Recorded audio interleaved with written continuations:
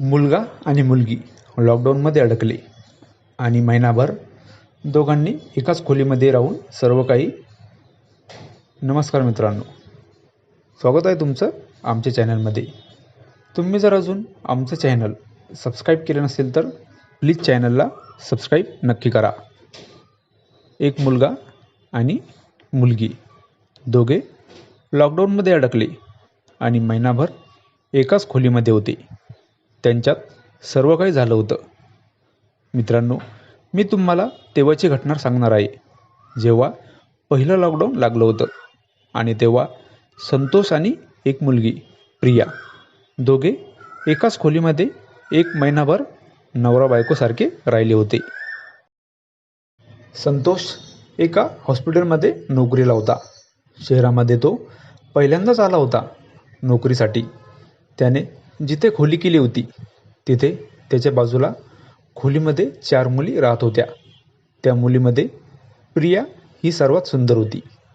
संतोषला प्रिया खूप आवडायची, पण ती त्याला काही भाव देत नव्हती आणि प्रिया नेहमी फोनवर असायची. ती फोनवर नेहमी बोलायची.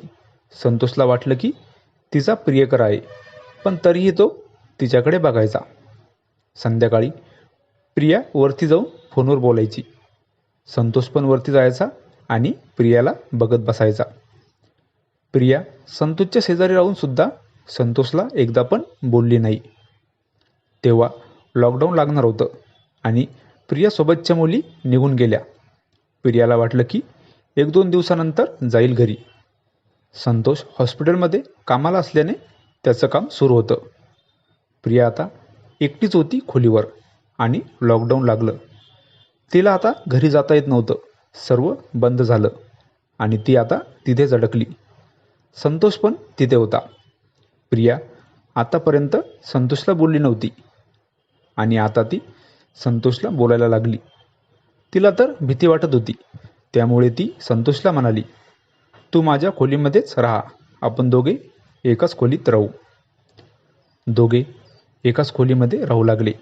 संतोष तर खुश होता, कारण त्याला जी मुलगी आवडायची ती तर आता त्याच्यासोबत एकाच खोलीमध्ये होती. एका रात्री संतोष आणि प्रियामध्ये नको ते झालं. दोघे जवळजवळ होते आणि संतोषने प्रियाला असा स्पर्श केला की प्रियाला पण स्वतःला सावरता आलं नाही आणि तिला स्वतःला सावरणं कठीण झालं होतं आणि तिने संतोषकडे. त्यानंतर ते दोघे महिनाभर सोबत राहिले आणि त्यांच्यात आता सर्व काही. दोघे आता जणू नवरा बायकोसारखे राहू लागले होते. प्रिया तिच्या प्रियकराला पूर्णपणे विसरून गेली होती. ती आता संतोषच्या मिठीमध्ये होती. ही कथा पूर्णपणे काल्पनिक असून वास्तविक जीवनाशी काहीही संबंध नाही. ही कथा फक्त मनोरंजनासाठी आहे. मित्रांनो, कथा आवडल्यास चॅनलला सबस्क्राईब करा. धन्यवाद.